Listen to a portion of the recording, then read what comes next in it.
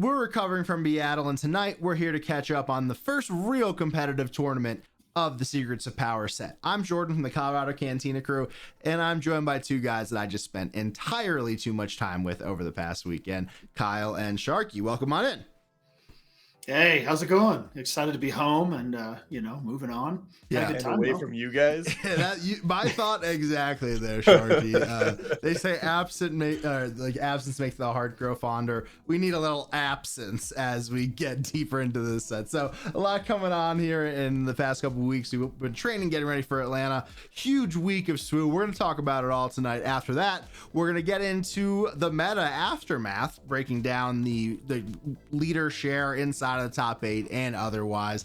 After that, we'll talk a little bit about some of our favorite decks from the weekend, some decks that really stood out to us. We'll hit on the prizes that just got announced today from FFG for sectors and regionals, and as always, even in our half recovered sleep schedule wise, we will attempt to have a good time doing it. So let's just get right into it, right? So I think if I had a great time. Obviously, it's you get to hang out with all your friends. You're playing extremely tough competition every round. I got to do a little commentary. I think my biggest adjective for the whole week is it was just everything about it was like a lot. It was a lot of fun. It was a lot of long nights. It was a lot of SWU. It was a lot of socialization, a lot of stuff.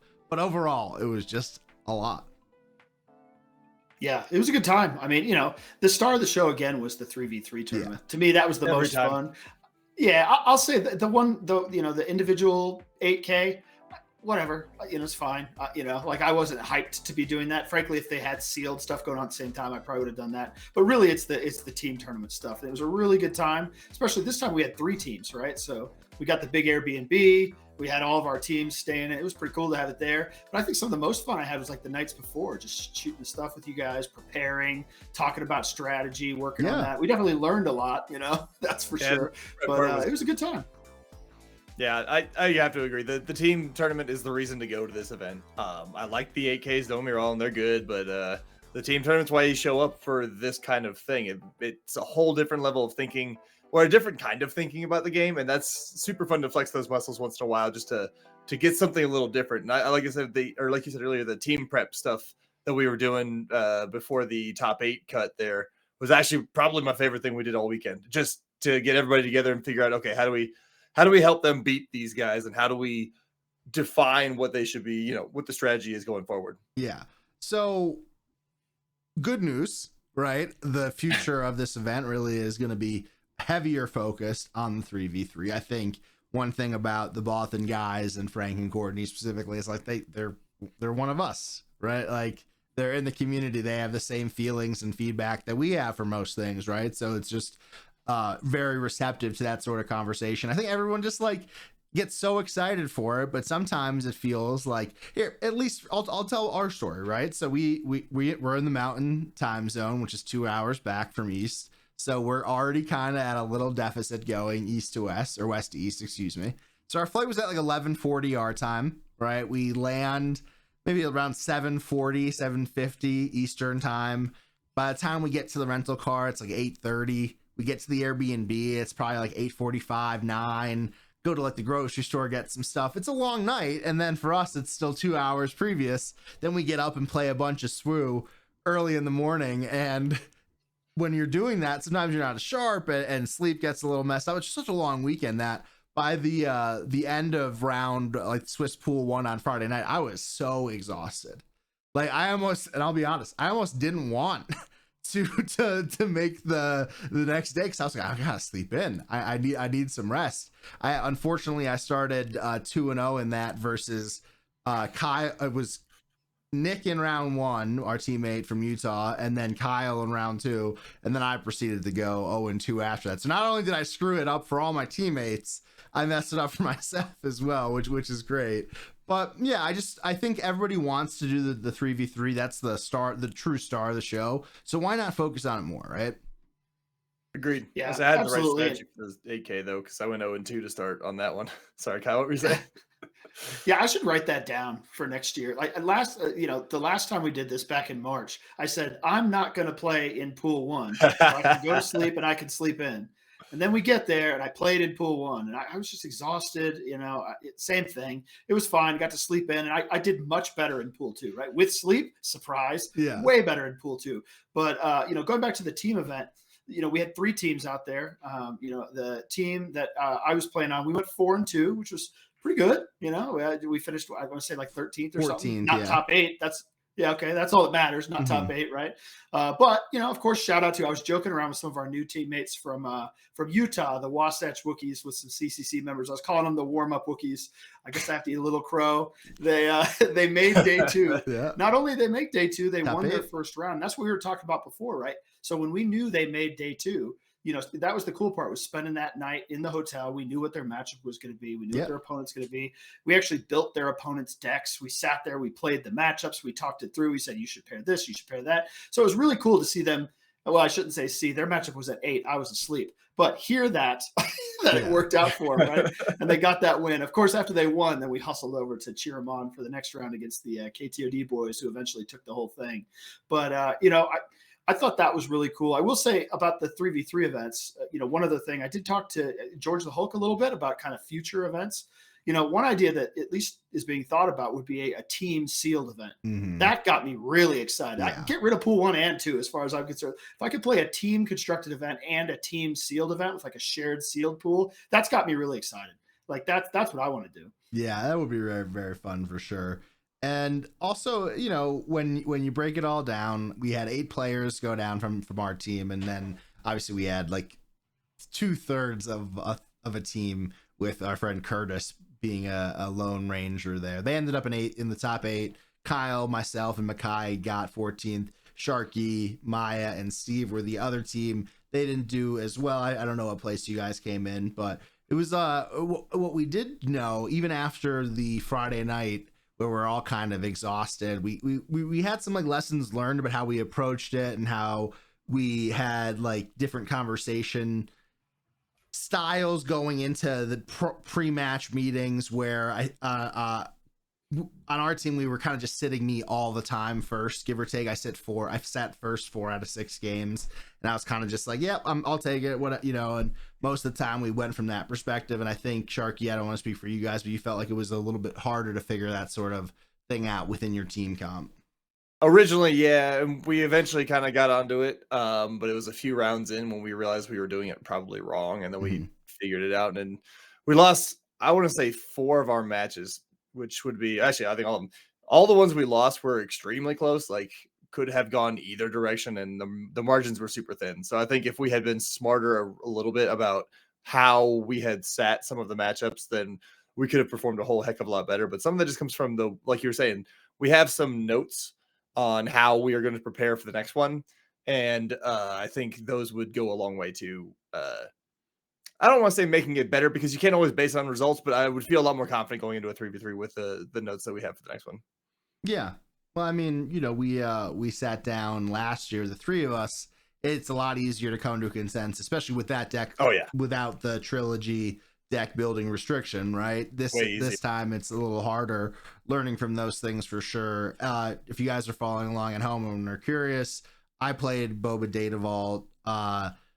Kyle played Sabine ECL, and Makai played Han 1 Blue Force, which we thought was going to be kind of little off meta. Turns out we sit down round 1 and our opponent has it there too. So we actually saw a fair amount of Han 1 Blue, a lot of Han overall, as we'll talk about as we get into the meta a little bit later.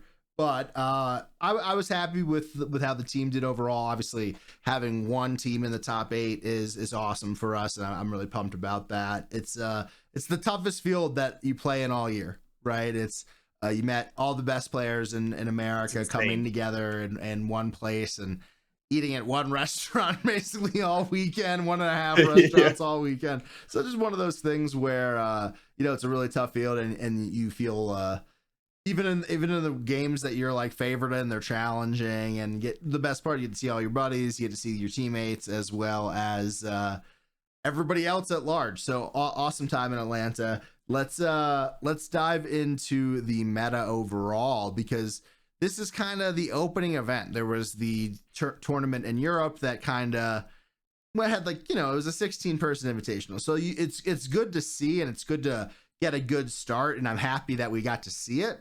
But when we look at this meta share, this is relatively representative. We have 200 and 110 plus people pools with the best players in America, like we mentioned. So this is what the total meta share looked like for representation on both events, with Admiral Piet being the most represented. Is that what we have here? Is this looking right?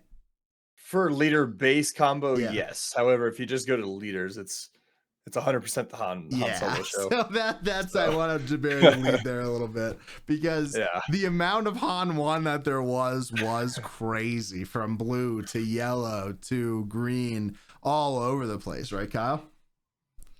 Yeah, we expected it to be the Han show. That's what it was towards the end of the last meta. Kind of getting rid of force throw unlocked Han 1. Han 1 has always been a powerful leader. In the end, Han 1 takes down the event. We knew Han 1 was going to be there. I was a little surprised how much Han 1 yellow, though. Yeah. I mean, green was no surprise at all. But more yellow than I was expecting. And yellow definitely got some tools to be even more aggressive, right? The faith in your friends, some of the ships, that sort of thing. And I think we'll see a little bit more Han 1 yellow, to be fair. More blue than I expected too. We thought we were going to be relatively sneaky. Off meta. Yeah, a little sneaky playing that Han 1 blue from Makai. And it wasn't the case at all. It was really well represented, and for good reason. It's a really strong deck. It fights well into Boba. It has shielded units. It has restore. It has bounce. It has an easily unlocked Anakin. It has Luke. Kyle, what's not to like about that, right? Yeah, totally agree. I mean, some of these questions you're going to ask yourself in the post force throw meta is, what are the most powerful things I can be doing? I want to play decks that are doing those things, and one of those things is turn on Anakin, right? And the Anakin unit is insane. And if you can get it turned on with both -3s, no matter how you do it, it's going to be a very powerful play, right? Some of the other things you might be looking at is, how can I cheat resources most effectively? There's a lot of decks that allow you to cheat that are working right now. You did mention Piet. There was a lot of Piet played. And the conversion rate to the top 64 was surprisingly high. And it may be because, aggro doesn't have a foothold yet, right? Piet's downfall is going to be aggro. In fact, in the team tournament, I was playing Sabine. I got to play against a couple Piets and feasted. But to see Piet converts and have some top 64 representation, that was interesting. I'm not sure that will hold up. We always used to bash the Boba deck. It was highly played, but we never liked it. I feel like for me, Piet's kind of similar. Yeah, it's also, I was very surprised to see how little Boba was played throughout the weekend. Like, if you would have told me that there would be more Sabe yellow than Boba Data Vault, I wouldn't have believed you any day of the week. In pool 1, I played Boba. In pool 2, I played Han 1 blue. But yeah, I was really surprised about that overall. I like Boba quite a bit, and I think he's going to continue to be relatively played. I do think, though, with this sort of like sharp field, and I don't mean quotation marks negatively, but like very plugged in, I think there's just a resistance to Boba overall. I think people don't like his deck. They think it's too linear. They've spent the past year talking shit about it like we have here on this channel, and I think that leads to I got bad news about that, though. If they think Boba's linear, try playing Piet. Yeah, Piet's worse, man. So that was cool. Padme was represented. Ray Data Vault was represented. A lot of really cool builds overall. I mean, we'll talk about some of our favorites here in a little bit. I think the thing, the two decks that I want to talk about that we're not going to like dive too deep into are both from the McClunky team, to be honest. And one of them is Anakin Skywalker Data Vault. We see that in the top 8 for both days, there's 3. There's 18% of those placements. Really good run from those guys. It's a really powerful deck. There's a lot of new tools. Typho is really good. There's a lot of Padme or Amidala, I think, is in that list too, is very good. And then also we saw the McClunky team running a little bit more of an aggressive Han 1 green build that I think we'll see get a lot of play here. It's not running a lot of the typical Han 1 green disruption stuff like Kira and stuff like that. So really cool developments there. That one doesn't really need it. I mean, just go back and watch the finals. It was an insanely good deck that just said, answer me. Yeah. I played Brandon Red Dragon on round 2 of one of the pools, and it was just a ridiculous game. Like it was like ramp into Pilot Falcon, or just Han ramp into Pilot Falcon, and then Chewbacca, and then Han 1 Pilot, and then Surprise Strike. I was like, yeah, that's the game. I didn't draw any interaction. We're going next, right? And that's what that deck could do. So like Kyle mentioned as we got into the segment, Han 1 has been very good. Resource cheating has always been very good. And right now there aren't as many things that could really stop it. Sharkey, were you surprised that CAD really wasn't that well represented? And also, like, from the perspective of all the other Tarkin towns that were played, he was kind of near the bottom of the list in terms of total representation, right? I'm not shocked by the total representation because we got word early that the Bothans like Padme, but I think Carlos helped prove that was the wrong choice multiple times. And congrats to Carlos for getting into the top 16 cut there. But also, CAD performed just fine. I mean, look at he's one of the decks in the top cut. There's plenty of higher representation decks that didn't make it, including the BIATL that we were talking about a little bit ago. I actually think CAD performed just fine. I wasn't referencing his performance. I was talking about his representation at right. I'm saying, so I think because of the performance, I'm sorry, I wasn't quite finished there, but the fact that the others were there, including I figured there'd be more Han 4 than there was, but we knew Quinlan was strong. I'm a little shocked by how much Padme there was. And I think some of that ate into the CAD representation. So I'm not really that shocked by it because I don't think CAD 1s is as good in this meta. And so we're kind of back to the same representation numbers that we were when mid-range was just the only game in town. Mm-hmm. Actually, a little lower, it looks like. To follow up on the Padme discussion, if you look at the overall numbers, the play rate on Padme Tarkin Town was higher than that on Quinlan Tarkin Town by 45% more total played. Mm-hmm. But if you look at the top 16, there are no Padmes and there is one Quinlan, right? Also, if you look at the day 2 conversions, right, the number shrinks down again to a better conversion rate for Quinlan. So it's a question I've been trying to answer. I saw Padme and I immediately said, I want to play it. Mm-hmm. I've tried it on, midday matchup a couple times. I've played it at locals. It does just feel to me like not quite as good Quinlan. And I think the results are starting to show here. We'll see if people continue to try to push it, try to see if there's an advantage to playing Padme over Quinlan. But man, it's easier to get the ping off, in my opinion. You flip a turn earlier, and if you're going to play an aggressive strategy, that earlier flip matters, So we'll see if she fades away.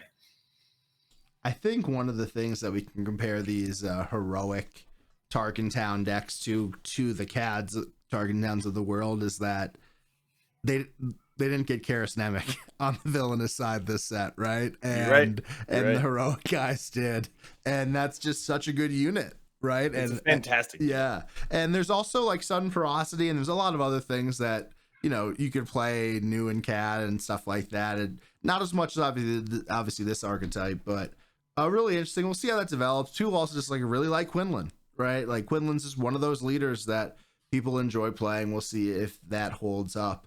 All right, let's dive into a couple decks in particular. And Sharkey, I know you wanted to talk about this list from Crispy that we have. I'm just gonna fix the dimensions. Crispy. Yeah.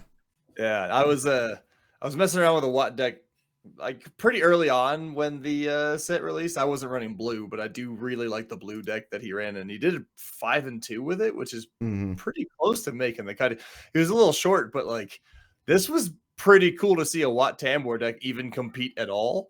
That's not super common, and it's actually a pretty fun archetype if you can get a bunch of officials out there. And most of the time, you're kind of just running them into things, which then uses Watt's buff to make the thing that I like to do is make major party guys unruly, make him just ridiculously big and just go smack something with it. But you have a lot of weird and interesting interactions using Watt Tambor's ability as well. Mm-hmm. So, yeah, that's all I have on though. It's super fun. It looks like a really fun list. I mean, to me, there's a couple cards that really stand out. One I think is just probably going to be looked at as probably one of the strongest cards of Secrets of Power, and that's Chancellor Palpatine.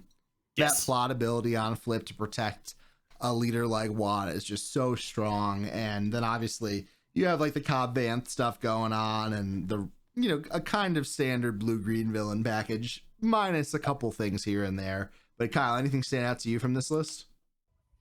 I think it's a fun list. It's not my style deck, so I hadn't really dug into it too much. I just Mhm. think it's cool to see, kind of an off meta or outside leader perform. So I think it's worthy of bringing up. I Yeah, think another that's card that I think should be looked at also just in general is Newt Gunray, surprisingly decent. yeah. Um, Being able to make more things Sentinel while also having grit yourself is surprisingly powerful. Yeah, and Crispy's is a great pilot and deck builder for this sort of off meta style.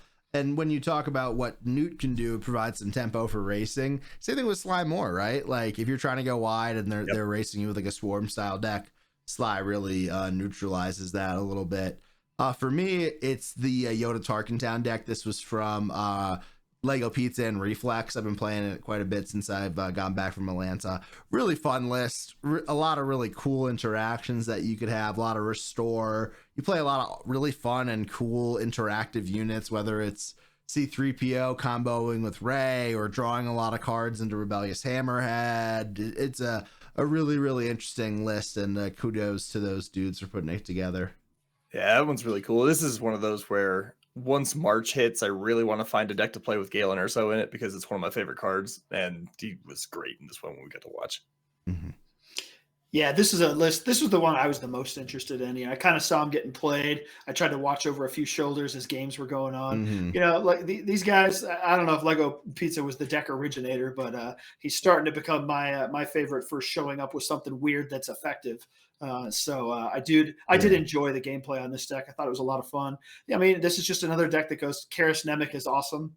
Yeah, Yeah. let's make him work, right? But there's some other cool things going on in here. That trying to cycle the Ray, make it happen over and over again, Oops, we especially found with Ray. Park in town to potentially get early advantage. I mean, I saw this deck played through a couple of times. We saw it on stream a couple of times. I thought it was fun. It might be one that I play around with. Yeah, a lot of really cool synergy that you could do with like C3PO, knowledge and defense, and stuff like that. There's been a couple games where I've like -2 and then ping 2 twice. Oh yeah. So it's been pretty good. Very fun, and I'm pretty sure it is Lego Pizzas. I was asking Reflex about it, and he said that it was his baby. So that makes sense. But yeah, always coming up with some good ideas, and it's just a fun deck to play. You get to flip Yoda, play Luke. Who says that's not cool, right? Like that's just you get to play the coolest characters in Star Wars. For the One most thing part. I find really interesting about this one is it's missing a particular key card that we tend to try to force into any blue deck, and that's Anakin. Yeah, it's I think that's kind of cool. well, just saying I'm not gonna mess with that that whole discard package at Yeah. all. Like we're not doing it. I like that. It's just an interesting omission there that I actually like a lot. Yeah, and there's 52 cards in this, so adding more villainous stuff probably would be challenging. And there's some interesting ones like the itinerant warrior, the Reddit admin, just a 4/4 shielded in this deck, surprisingly good, and you don't need the force in this this archetype, right? Just kidding, but it's good to have a very solid unit like that.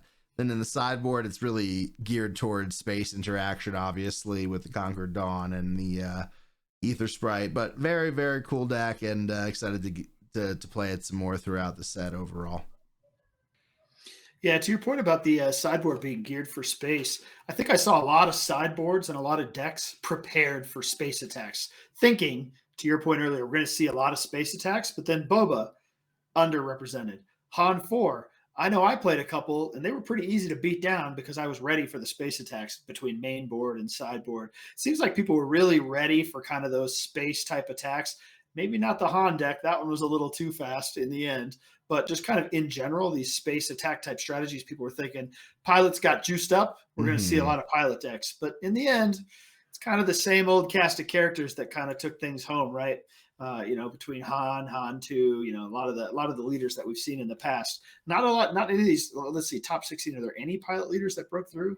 I'm looking there now, was. but Not a single one. Nope. no, there's a JTL Han that made it. Is there one? Oh, there's one Han. There's one. Okay. So yep. Well, I think one thing to think about is that in this type of field, you're never going to get your ideal line off, right? Like people are going to be challenging you and they're going to be prepared for your normal things. Like the decks that get that do well in these fields are the decks that are really, really hard to interrupt, or the ones that go too fast to make sure that you can't interrupt them. Like we saw, like Sharkey mentioned with the Han 1 green, it's like if you put a Chewy on something and there's no answer, there's just no answer. Like you're on a clock and you're gonna lose. The Han 4 Tarkentown deck, there's a lot more like stuff that needs to happen to go right to make it work, where maybe that style of deck could lead to a little bit more of an interruptible strategy, because you really do need everything to go right as opposed to just one or two things. I can see what you mean. Yeah, I mean, from a disruption perspective, we saw a lot of new cards coming into effect, maybe some later ones, but you saw things like Hyperspace Disaster. Mm-hmm. I know in my decks, when I was playing Ray and Pool 2, I came up against 2 of these Han 4s. Both times they had an enormous flip, right? It was like Han onto Clown Car Falcon, double sudden ferocity. Mm-hmm. And I'm like, all right, entrenched. They don't have the answer. And you're like, well, I guess I win, So it was, to your point about being interruptible, you got to have the right cards to break those interruptions at the right time. And if you don't, it's just kind of, you went all in, and it didn't work out. So I think a lot of times the all-in stuff works earlier in a meta too than it does when you're just later. Because like if you have a control deck start bringing those answers, then it's a whole heck of a lot harder to get that all in to work. So you have to start evolving and figure out where to go. Not all in, but the next part in. Like how far in do you go on a particular strategy? And I think we'll start to see some evolutions. I think there'll still be some strong pilot leaders to break through in this set's meta, but I think that they kind of almost ran into a wall at this particular event. Well, a lot of the smaller. Oh, sorry. Go ahead. Oh, I was going to say, is what we go for this set, instead of predicting Boba decreasing in popularity, let's just start this time by predicting every podcast that Boba's going to go up. More popular, yeah. So I think one of the things to consider is that a lot of the other pilot decks that weren't Boba or space decks that aren't Piet had been being held back by Boba and Piet, or the threat or concept of the threat of Boba or Piet, because it cleans up Han 4 Tarkentown. All these smaller space decks really struggle into these bigger space decks that are ramping ahead of them, pinging, clearing the board of all their small units and otherwise. If the meta stays like this with Boba not being represented and just being Piet, I could see more of a conversation where that could happen. But the reality is, if Piet ramps into Big Devastator, it just shuts down the space arena, and those small pilot decks don't have an answer to it, right? So it really is a race that's heavily tilted in Piet's favor because of the ramp, Piet's ability, Gong Droid, you name it, right? Yeah, it's interesting though that the space aggro deck, of course, turns out to be just Han 1 is so busted that the space aggro deck is Han 1. Yeah, just every deck is Han 1, right? But like that Han 1 yellow, I mean, one card that did kind of surprisingly do some damage this weekend, at least in some of the games that I saw, was the Light Maker. Oh yeah, man, that thing, you get that thing out early in Han 1, you're like, answer this, you can't fell it, it's going to hit you for 7. That Han 4 deck, if it can get it out there too, so it's definitely an interesting card. And then on the back end, you saw like Wu bringing in what's the ambush yellow, the blue ship. Ace. Oh yeah, the blue Ace to take care of Falcons, to take care of Light Makers, that sort of thing. We were running blue Ace in the Han 1 blue deck. It performed pretty well all weekend. Yeah, it's another great card. Yeah, another one that's really good, I think, too, is the Evenhawk or the Ebonhawk, right? Like disclose any sort of buff. I got a Cunning plus disclose buff for 9 damage in one game. That sucked, right? So Han 1 really is ridiculous. He always has been, and he probably will be for the next few months at least. I don't have an argument for that. I think he's still at least one of the best leaders in almost every color right now, which is not I don't know. It's ridiculous. It really is. But you have to remember that this meta might not be fully representative. I think it'll be like directionally representative, but this field is going to be a lot different than your average field that you'll go to in a PQ, don't you think, Kyle? Or do you feel differently? Yeah, well, we just started, right? This is the first tournament. Now, was well represented with some of the best players, or if not the majority of the best players in at least the Americas, North America anyway. Yeah. So, it at least is going to set the tone. right? We're going to see as we continue if this is what the meta ends up being. We've got a lot of time. I mean, I sure hope it's not figured out, right? we just started, right? If this is the meta and it stays this way for 4 months, I think we're going to start hearing some, hey, can we please see some changes? I miss some of the bands. Let's have another 0.5 season. Okay, let's do some quick predictions and then we'll hop on to some prizes and stuff like that. Sharky, give me one prediction that you think the meta will shift towards in the next few weeks as we get ready for PQs. We're in, I think, the first week of PQs here in Denver in the 6th, I believe. I'm not sure. I don't think there's one next week because it's Thanksgiving. And we have the limited PQ here in Denver. So obviously our performance in Denver for that PQ won't have much to do with the meta as a whole. But as we get into that first and second week of PQs, what do you think things are going to look like? Give me one nugget. And I'm stalling here to give you a chance to think. I'm not sure if you picked up I know on what it. I'm going to say. Okay, then you're good to go. I think by the end of the set, if Han 1 is not banned, everybody will be shocked. Okay. I Kyle, think he'll be the thoughts, first early reactions? rotation. Yeah, it's interesting because FFG specifically said their eyes are on Han 2, right? Not Han 1. So, No same more problem, Hans. very similar No problem. more Hans. Yeah, the resource cheating, the built-in resource cheating, obviously good, right? So, yeah, we shall see. I don't know. I guess at least looking at this first one, it definitely felt oppressive. These Han 1 decks, they hit and they hit hard, but they didn't completely dominate. I mean, if you look at the results, while he was the number, well, he was tied for number 1 in top 16 conversions with Anakin, 3 each, right? So, well, actually, the other 3 was Han 2. There was only 2 Han 1s. So I guess, of course, total share, it's not a complete domination. We're not talking Jango Fett here. Mm-hmm. Okay. Not yet. So Kyle, let's get your prediction. Man, that's tough. I mean, it's so early in the meta. I'm going to stick with what we talked about before. I think I'll at least predict that Boba's going to go up. I mean, this lack of representation of Boba to me seems insane because at least in our testing, Boba was potent. It was a very good deck. Obviously, we thought it was good enough that we had it represented in 2 of our teams that we brought to BIATL. In fact, on our team, we kind of centered around, but we started with Boba and then we built around it because we thought it had that power. Now, we could have just been wrong, right? But it's still good enough that we're going to see it more represented as some of these PQs start going. Yeah. I think that my general prediction is that we're not going to see Rey Data Vault this heavily represented as we saw this weekend in At Large.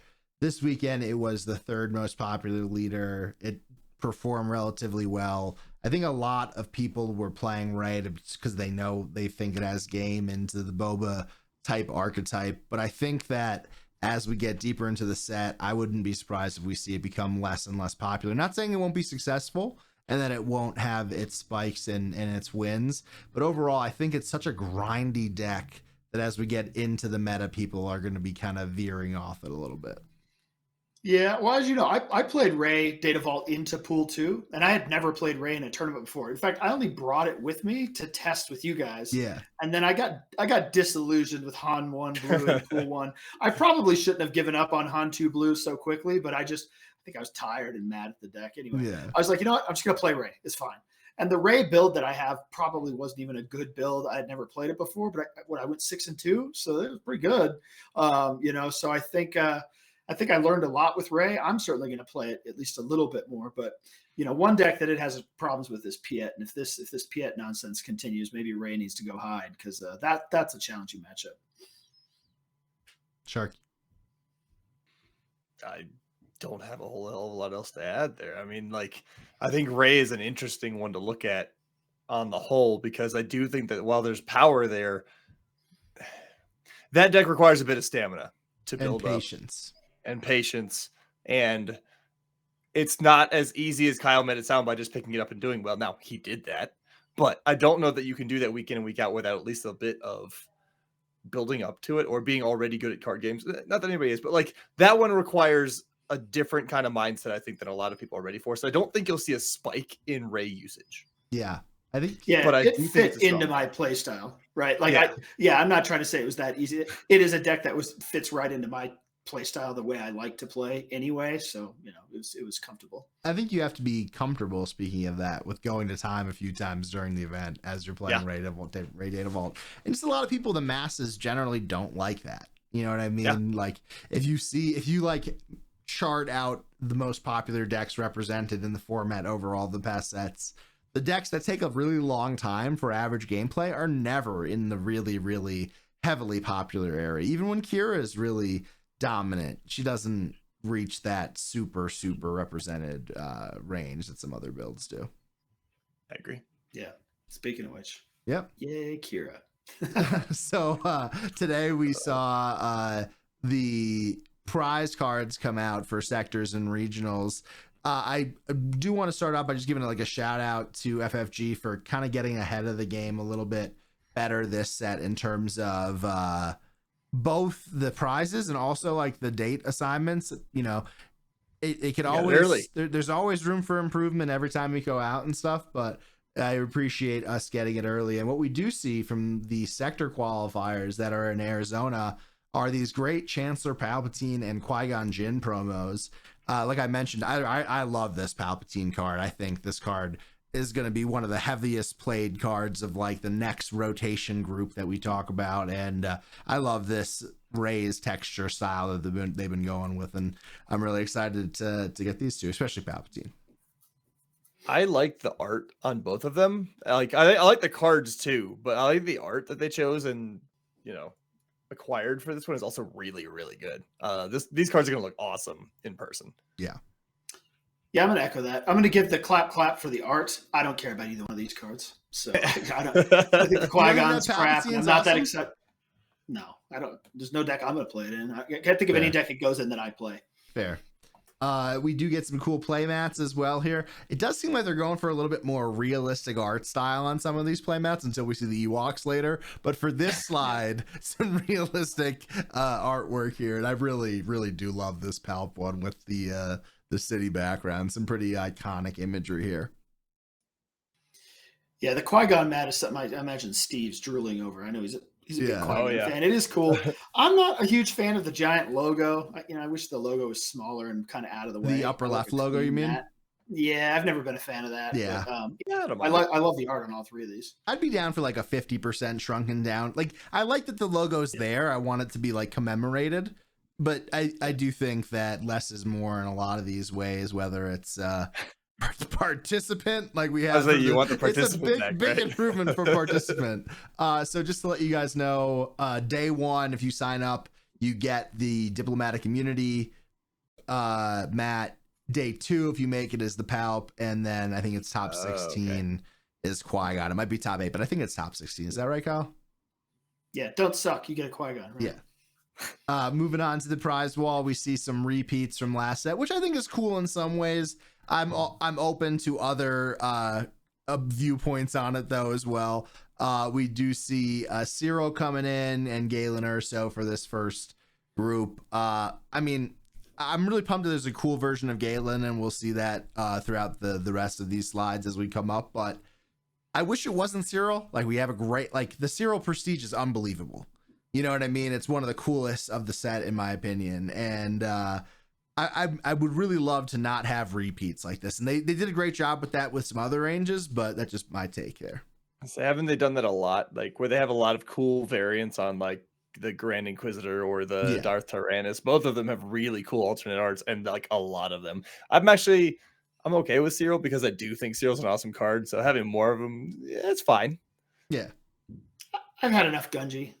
It's fine. You can go away. I love this Gunji. Some of these cards, like Axe Wolves, maybe I want to play that in a deck. A couple of these I didn't get 3 of. Like, I didn't get any HKs. So I guess that's cool. Yeah, I only got 1. I'd like some more HK. Next group here for the prize wall playmats. I got a bone to pick because I got the Yoda back because I'm a Yoda fanatic, but I'm a little bummed that it's mine that got reprinted and not like running the trench. So now I have less options, but I'm getting this Ewok Mac. That's the true star of the show here. That's a pretty awesome mat. You're not an Ewok guy, Sharkey? It's fine, but when Babu's also in the same slide, and I can't. Sorry. Babu's old news. Babu's my dude. I'm not a mat guy. One of these days, I need to just pull the 20 mats out of the closet and post them somewhere for sale. Yeah, Yeah. probably. I only use the one. You just get so many, right? Yeah. And it's like, even if you wanted to use them all, you can't. All right, here's the prize pack, the event packs for sectors. We have this cool chopper, planetary getting reprinted here, which is great. I didn't get that, so I want that. Or this awesome Grogu, this awesome Vernestra, and this awesome Grievous. I love the 3D design that leads limbs, objects, lightsabers over the barrier. That's a great style. Yeah, same page. I didn't get any of the planetary bombardments, and that one is amazing. So hey, I'll get another shot at it. Maybe this time we won't sell out, so that I can actually That'd be good, try to have a shot. That'd be cool. Mm-hmm. You know, and then the Grogu, love Grogu. So you know, I think that was cool. Yeah, I agree. Yeah. Now here's going into regionals. I think that's all the sectors. We might be a little out of order, but here are the event cards and champion and placement cards. It's Leia. Yeah, and then Darth Treya, which is pretty cool. I'm excited about Darth Treya. I think that card will be played quite a bit once we get to like rotation and stuff like that. But Treya looks awesome. Leia looks pretty good. Treya's fire. That card's awesome. I love that one. But my problem is no Luke. So I guess the Europeans only get Luke, and I get Treya. I'll take Luke, please. I'll take Luke, please. Like, this is cool, but you know, I really wanted one of those Lukes, and I was hoping we'd get a shot at it. Yeah, I have a suggestion for you there, Kyle, and it's that I don't think they've been delivered yet, or they might. I think they actually have been, because I saw Titan from McClunky playing with a Luke. I think when we played our 3v3, but eBay and TCG Player are your friends, my friend. Okay. Maybe trade. I'll put it one from one of my European friends. When I win one of these Treyas, you let me know if you want to trade. Yeah, you'll pay shipping. Okay, so here's the event pack for sectors as well. So I was a little out of order for the regionals, my bad there. But we have a great Galen reprint of Axe Wolves, Gunji, Cyril again. Pretty cool overall. Galen looks awesome. I'm gonna want that Galen for sure. Yeah, Galen looks great. I also love that Gunji. He's scary Gunji to me. Yeah. Here Galen number one for regionals, we're bouncing all over the place. We get the reprint of Vader, Shatterpoint, and Karis, and then we have Always 2 and Darth Sion. Darth Sion looking great. You know, I think he's scary looking, man. I never played those games, but what a cool looking character. Yeah, I like the next version of all of these actually. Mm-hmm. So yeah. Here's prize wall for the regionals. Karis is a great one for this too, though. Karis, Black One, Naboo Royal Starship, and Darth Nihilus. The other Darth Nihilus, though. I also just realized they're trolling us because there's two Karises and they're not the same character in this one. So here's the other Darth Nihilus for the event pack, and like just look how sick that looks, right? And this Karis is awesome. Cards, right?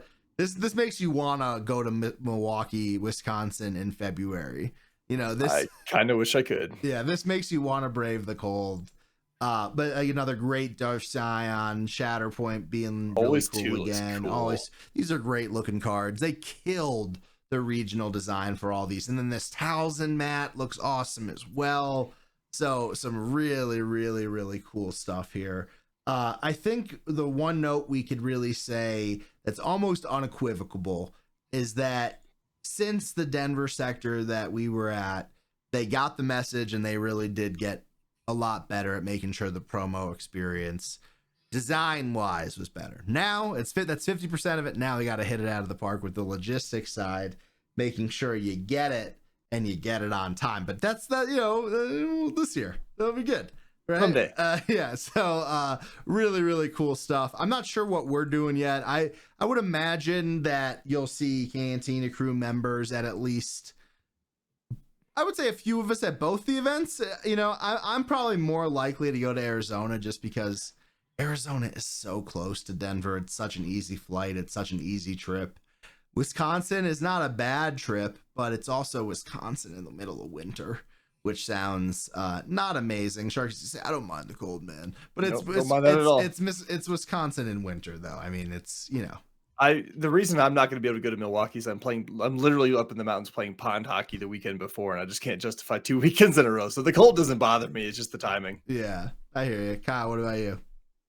Yeah, we'll see if I can use. My mom lives in Wisconsin, right? So, and I used to live there when I was little. So maybe I can use this as an excuse to see mom, go to the tournament. We shall Mhm. see. It's a lot of travel, man. I got a lot of work travel going on, and then we've been going to all kind of BIATL and all these different things. Philly I need a and nap. I want to yeah. go to everything, but at some point, I think my wife might strangle me.